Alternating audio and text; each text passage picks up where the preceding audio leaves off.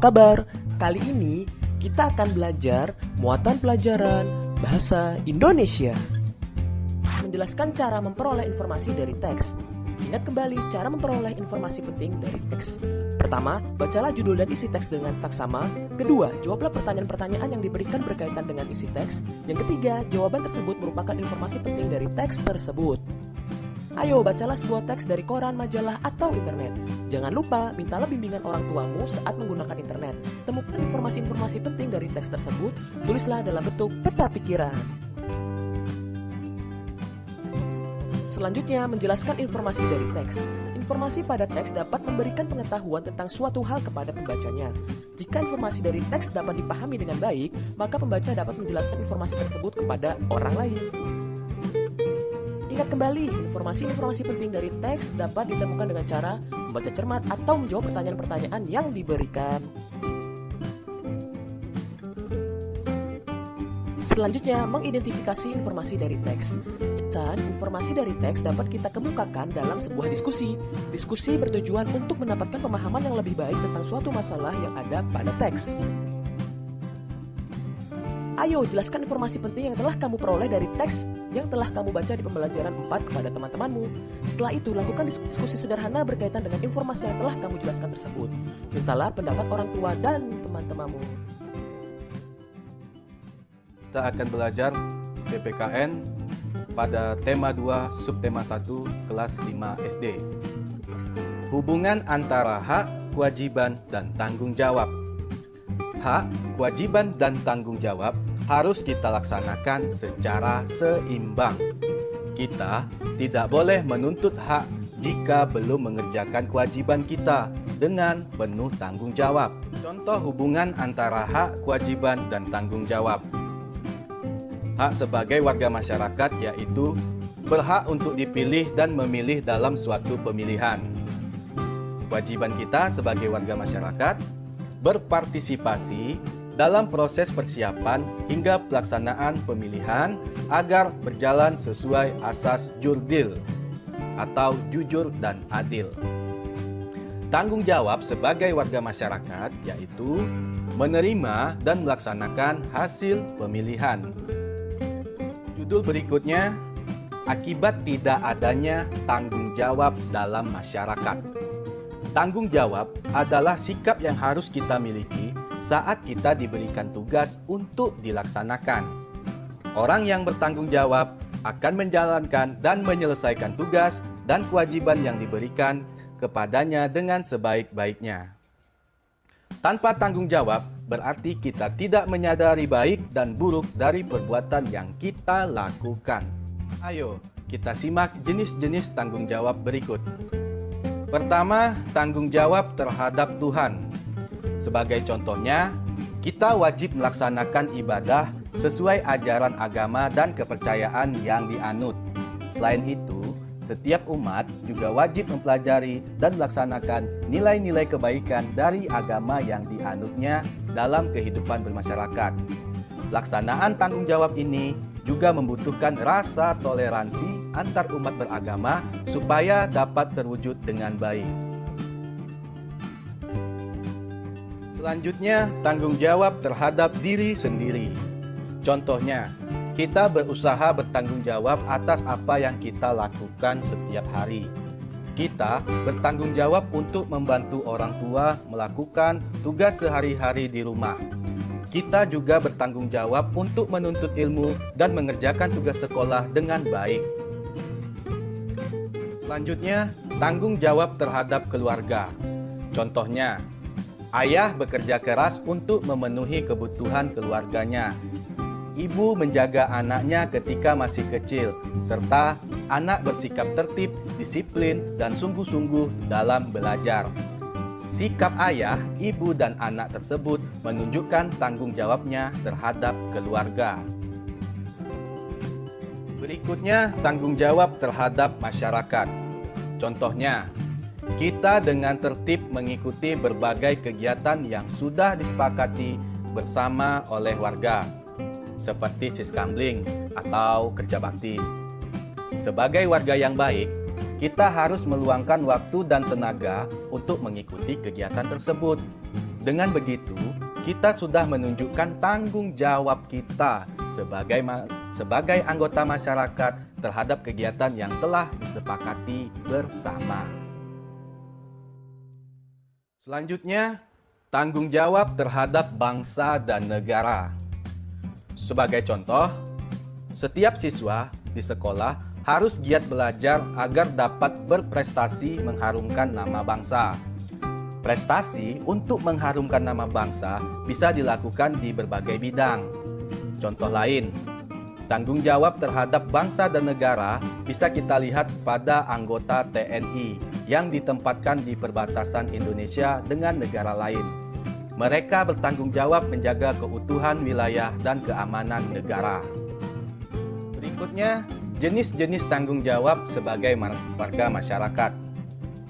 Pertama, memelihara ketertiban dan keamanan hidup bermasyarakat. Setiap warga masyarakat bertanggung jawab atas ketertiban dan keamanan di masyarakat.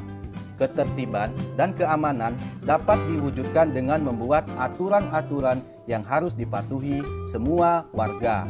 Misalnya, membuat peraturan jam belajar masyarakat, melapor jika ada tamu yang menginap, dan pengadaan ronda malam. Usaha memelihara ketertiban dan keamanan di masyarakat yang dibuat hendaknya dilaksanakan dengan baik oleh seluruh warga masyarakat. Yang kedua, menjaga dan memelihara rasa persatuan dan kesatuan di masyarakat. Setiap anggota masyarakat harus tetap menjaga dan memelihara persatuan. Setiap masyarakat harus memegang prinsip untuk menjaga persatuan dan kesatuan. Prinsip dalam menjaga persatuan diantaranya adalah membina keserasian, keselarasan, dan keseimbangan, saling mengasihi antar sesama, dan tidak menonjolkan perbedaan. Yang ketiga, meningkatkan solidaritas sosial anggota masyarakat. Bentuk solidaritas sosial yang sering kita temui adalah gotong royong. Gotong royong merupakan kegiatan tolong-menolong yang biasanya dilakukan di daerah perdesaan atau perkotaan. Gotong royong dapat dilakukan untuk mengatasi permasalahan pribadi atau masalah yang menyangkut kepentingan bersama. Yang keempat, menghapus diskriminasi di masyarakat. Untuk menghapus diskriminasi, pemerintah telah melakukan beberapa upaya. Langkah pemerintah yang diambil antara lain membuat Undang-Undang Nomor 40 Tahun 2008 tentang penghapusan diskriminasi ras dan etnis agar setiap warga negara memiliki kesamaan kedudukan di depan hukum dan memperoleh hak perlindungan atas segala bentuk tindak diskriminasi ras dan etnis. Selain itu, pemerintah juga melakukan penetapan Tahun Baru Tionghoa atau Imlek sebagai hari libur nasional. Ini merupakan sebagai perwujudan anti-diskriminasi bagi seluruh warga negara Indonesia. Muatan pelajaran, ilmu pengetahuan, alam. Proses pernapasan pada manusia. Proses pernapasan pada manusia berbeda saat menghirup udara dan saat mengembuskan udara. Bagaimana proses saat menghirup udara? Pertama, udara masuk melalui hidung. Kedua, udara disaring oleh lendir dan rambut hidung. Ketiga, paru-paru mengembang dan rongga dada membesar. Keempat, gas oksigen diserap oleh alveolus.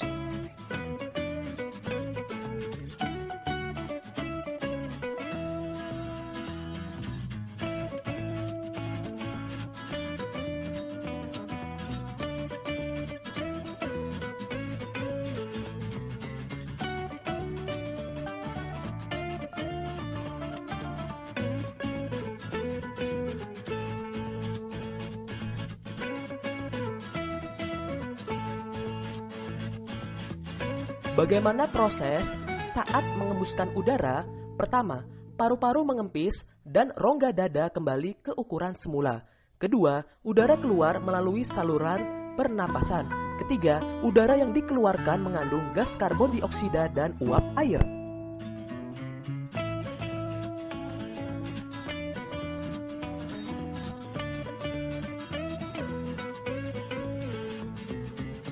muatan pelajaran ilmu pengetahuan sosial.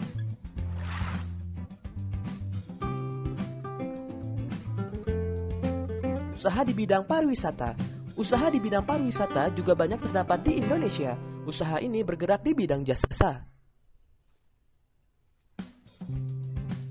Berikut contoh usaha di bidang pariwisata. Penyewaan tempat penginapan seperti hotel, motel, atau villa. Jasa transportasi wisata seperti bus pariwisata atau mobil pariwisata.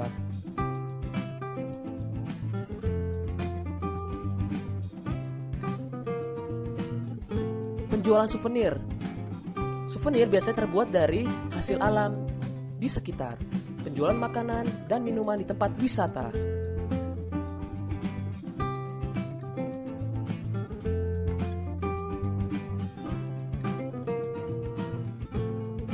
Apakah di daerahmu terdapat usaha di bidang pariwisata? Usaha apa yang banyak dilakukan di daerahmu? Muatan pelajaran, seni budaya, dan prakarya.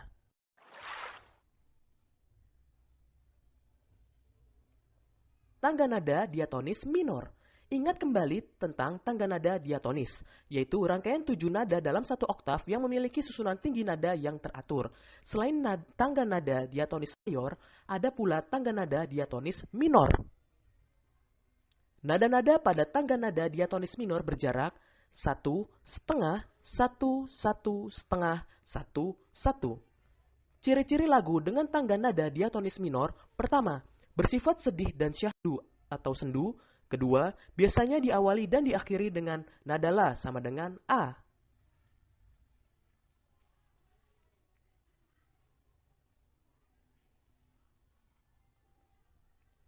Tangga nada diatonis minor ada 3 jenis. Pertama, tangga nada minor asli. Kedua, tangga nada minor harmonis. Dan ketiga, tangga nada minor melodis.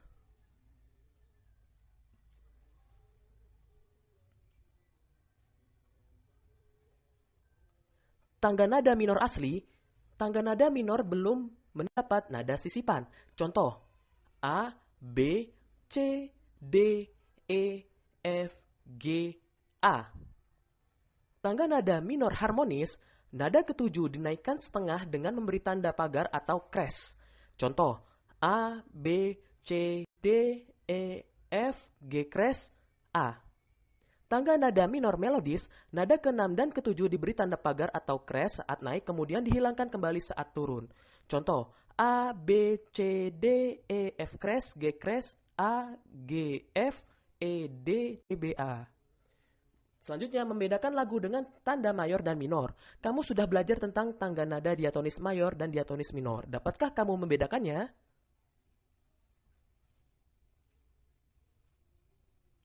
Berikut cara membedakan lagu dengan tanda mayor dan minor. Tangga nada mayor bersifat riang gembira dan bersemangat. Tangga nada minor bersifat sedih dan syahdu. Tangga nada mayor biasanya diawali dan diakhiri dengan nada do sama dengan C. Tangga nada minor biasanya diawali dan diakhiri dengan nada la sama dengan A.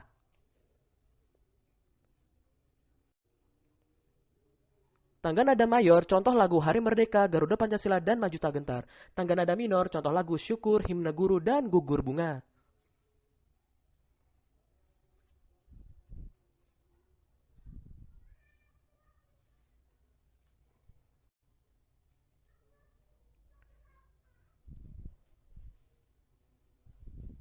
Ayo, nyanyikan salah satu lagu bertangga nada mayor dan minor, rasakan perbedaannya.